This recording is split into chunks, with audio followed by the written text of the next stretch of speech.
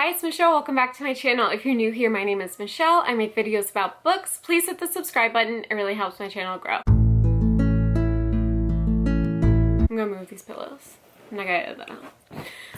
I am so excited because this year I'm gonna remember to do it. I'm doing the mid-year book freakout tag. I definitely forgot to do it last year. I just, toddler life. Still toddler life. I don't know if you hear it, but Rowan is currently having a meltdown because it's not his turn to have the TV. So life is hard. But I'm so excited because I didn't do this last year and because my reading journey this year has gone really well, although not as good as last year. So I'm kind of upset that I didn't get to talk about what was going on last year, but that's fine. I am not sure who created this tag. I don't think that they have a channel anymore. So I just got the questions from a random ass booktuber when I searched mid-year book freakout tag. So let's go over the questions. I'm not gonna get any of these books off the shelves and I will put them right here. So I'm just too lazy to get up. I'm not gonna lie to you. How has your 2023 reading year gone so far? Good. It's July 4th. I have read 146 books so far. No, you can come at me if you want, but I do count books as read if I DNF them 50% or more in. However, I have DNF'd maybe 6 books this year. So the good thing about booktube and reading and life and growing and getting older is that I feel like every single year I know my reading taste more and more. Let's see. Back in 2018 to 2022, I was reading YA. If you don't know this, in YA, fantasy is extremely popular. So I felt the FOMO and was reading a lot of YA fantasy that I did not like. I can tell you that I am currently reading a fantasy. But I don't really read fantasy anymore. I don't read things that I think I'm not going to like just for fun. I used to hate read stuff. I don't really do that anymore. So this has been an excellent reading year. However, once again, not as good as last year. I think at this time last year I was close to 200 books already. Not that I'm not already close to 200 books. My Goodreads reading goal is 200 books, so I definitely will hit that. But last year I read 290 books. I will not hit that this year, and that is okay because I am only in competition with myself. And this year, I just didn't do as well, and that's okay. So, I'm doing well, 146 books as of July 4th. What is the best book you've read so far in 2023? So, I knew that this was a question, and I have really been thinking about this because last year, I could say definitively that my best book so far in the mid-year was The Push, and I have read many 5-star books this year, but I don't have a 5-star read that I am completely obsessed with, which is very unusual for me. I've said this every single year since I started BookTube, but normally I read my favorite book of the year within the first 3 months of the year. And I did not do that this year. This is the first year that I have not done this. I am going to blame it on it being an odd year. It ends in a 3. That is an odd number. I don't like that. I like even numbers. So that is why I'm saying that. It's just an off year for me. Also, like I said before, I have a lot of reading that I'm doing, but I have liked books. I have liked a lot of books. I have given 5 stars to many books, but not one that I'm obsessed with. However, if I had to answer this question, my favorite book so far of this year is Strange Sally Diamond by Liz Nugent. This actually isn't out in the US yet. I think it comes out July 21st. I read this as an ARC. I read it for a video that I did with my friend Aoife, which I will put up above, but I loved that book, but I am not obsessed with it. I remember everything about it. I remember how I feel when I was reading it. I remember all those things, but this time last year, I knew that The Push was going to be my favorite book no matter what else I read. And that's true because like this time last year I had read Jar of Hearts, I had read like Dead Silence, I had read all these great books that I really loved, but like I knew nothing could compare to The Push. And right now I'm feeling like, yeah, anything could take away the top spot of Strange Sally Diamond. So like, it's because it's an odd year. I hate years? Yes, I hate years that end in odd numbers. Please tell me I'm not alone. Like, is that normal? I just like even years. Okay, best sequel you've read so far in 2023. Now, I was going to answer this with being like, hey, I don't read sequels. I'm not a fantasy girly. Shut up. Yes, I did. My favorite sequel that I've read so far this year is Heartless by Elsie Silver. And if you know anything about me, there is a trope in this book that I consider my most hated trope ever. However, my friend Melissa actually spoiled me on this and was like, hey, I think you would like this book, but this trope is in it. And that, like, Melissa telling me that this trope was in this book made me so I wasn't surprised. Like, I didn't think it was a spoiler that she told me. I think that because she told me and I knew to expect it, it was a 5-star book. So Heartless by Elsie Silver, I need to get all the Mirror, like, special edition paperbacks of this series because they're going away.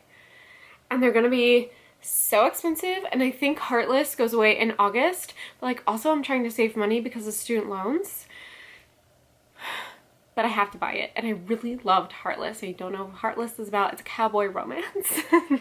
And apparently I like cowboys, so I really like that, but I still think I liked Flawless more, and that's just because it did not have that trope. And it was enemies to lovers, so. But Heartless was great. Next one is a new release you haven't read yet, but want to. I have several for this. I have gotten better at reading new releases closer to when they come out, and I actually put those in videos, like a new release vlog.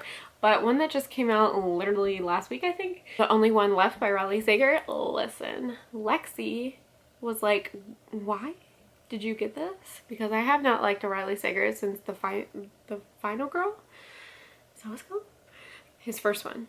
I love that one. That one I gave 5 stars to. Every single one else, I think Lock Every Door I gave 4 stars to, but everything else I have not really liked. But like, I will never give up on Riley Sager. I do think that he is the John Green of thrillers. Like, he writes these women and I'm like, you are a dude. But in his next book he's writing a man. So like, that's why I'll never give up on Riley Sager. Also, he loves Taylor Swift. So like, a man who loves Taylor Swift is just like a 10 out of 10 in my book. So I might need to read that one, and I'm hoping to read it for Summerween, which when this video comes out, it should be the first day of Summerween.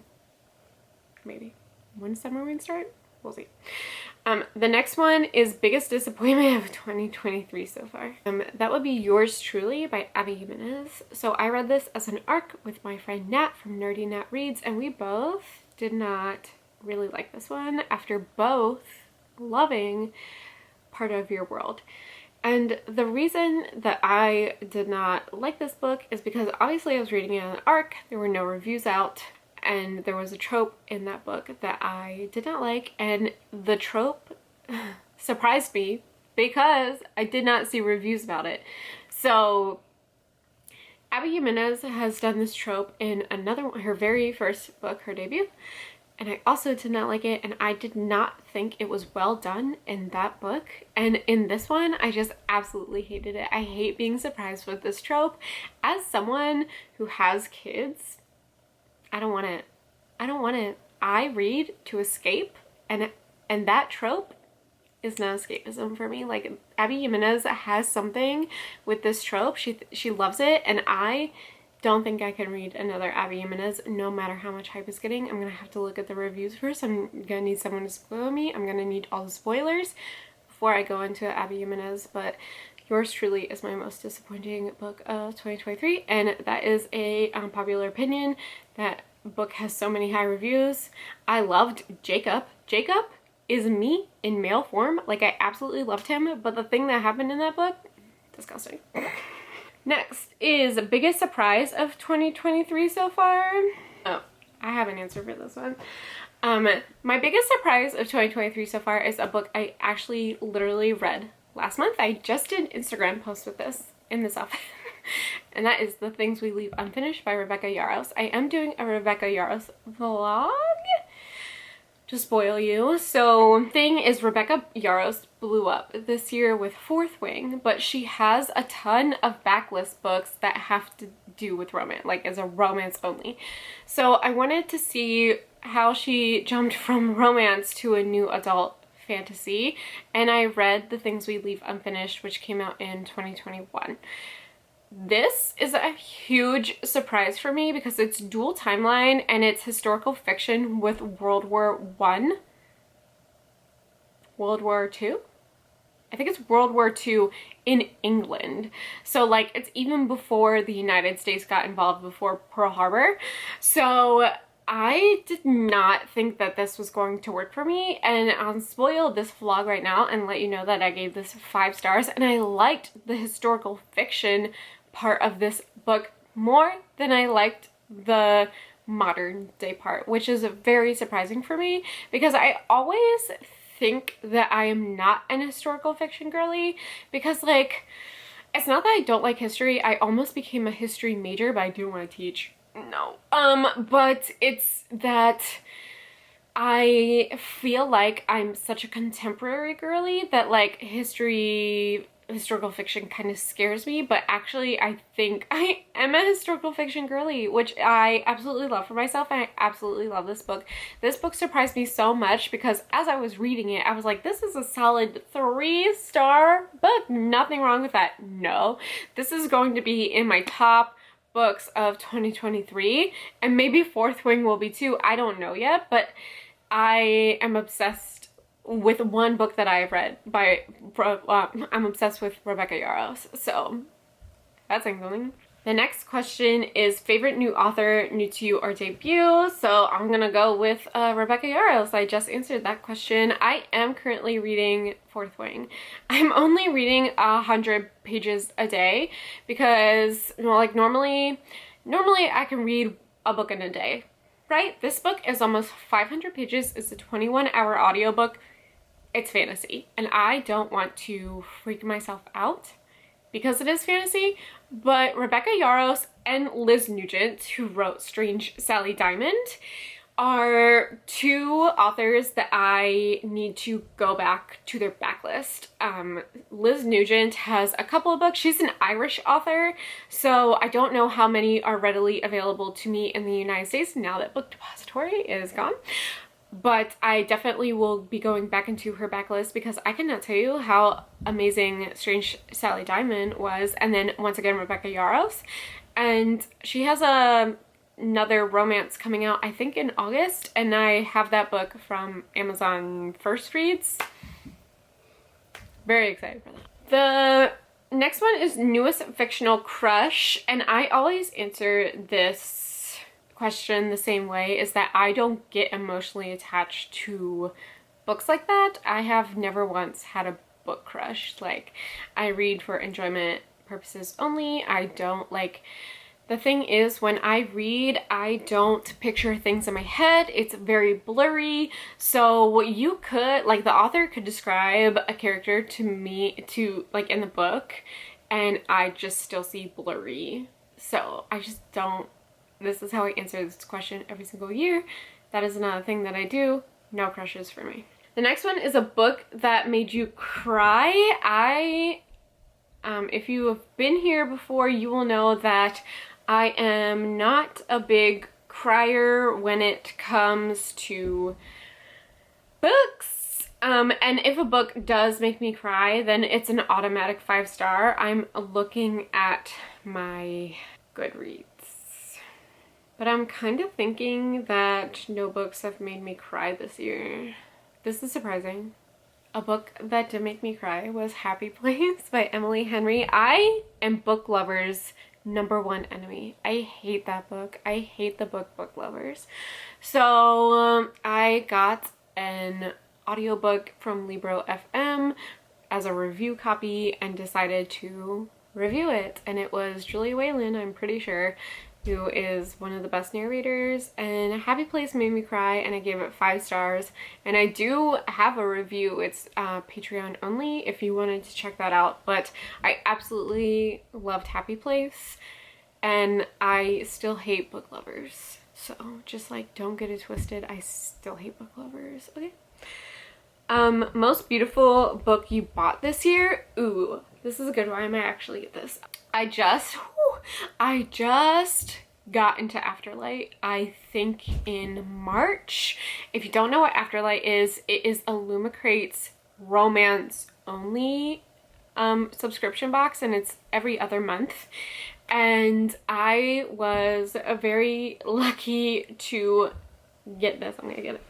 I did get the Happy Place special edition. This is what the back looks like, but that's not my favorite part. It is signed by Emily Henry, which is great, but like, Afterlight went above and beyond. And then this is the hardcover, and this is Harriet and Wynne, and then this is all their friends on the back, and it is signed like I said. And I have 1, 2, 3, 4, 5, 6. I have 7 special editions, and 5 of them are from Afterlight. And this is not sponsored. Please, if you would like to sponsor me, I would love that. But I just think that the Afterlight boxes are like, it's expensive. The shipping is especially expensive because it comes from the UK. It is like $25 in shipping alone. Like, that is the price of a book. But like, I have this faced out and I have everything else just like regularly lined up.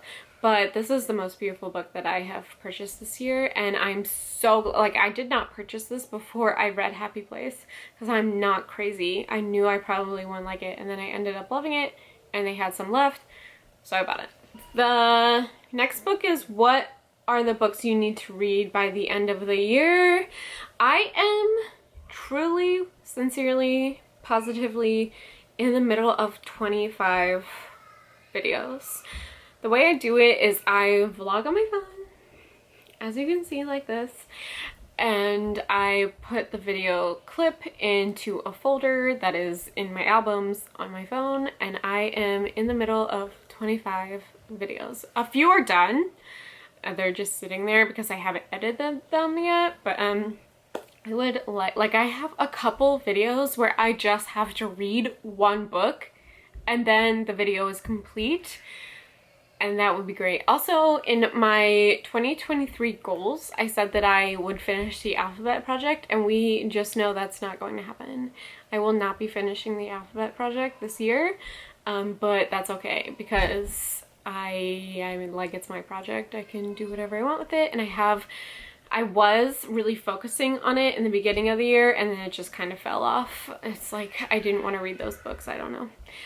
Last is, what are your reading plans for the rest of 2023? I guess I kind of answered that. I would like to finish the videos that I am in the middle of, which are 25. And then if I can get to, I'm in the middle of P for the Alphabet Project. If I could do P, Q, R, S, if I can get to S by the end of this year, that's 4, that's 6, 12, 18, 24. That's 24 books that I need to complete. I will spoil this a little bit. Q is after P. P, Q, right? I can't find 6 books on my shelves that start with Q, so I will be mixing it up a little bit, and I feel like that's acceptable because it's my project and I can make up the rules any way I want.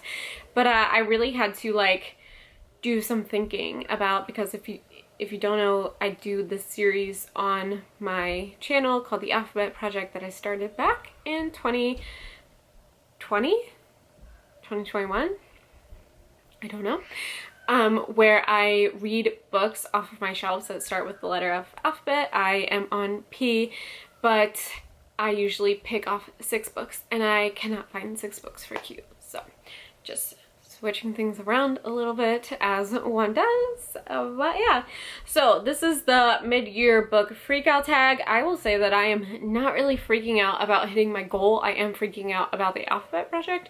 I am freaking out that I am in the middle of 25 videos. Like, I still have videos where the beginning of me is when I had my bangs like this and not my curtain bangs. So like that was December and it is July 4th. So like when you think of it that way, like what am I doing? But there are some times where like, you know, summer ween is happening, so I'll be doing a summer ween vlog and things like that where I just like shift things around. And that's okay because it's my channel, it's my content, and I can do whatever I want. So just stuff to think about. But yeah, that's it. So thanks for watching my video. See you in my next one. Bye.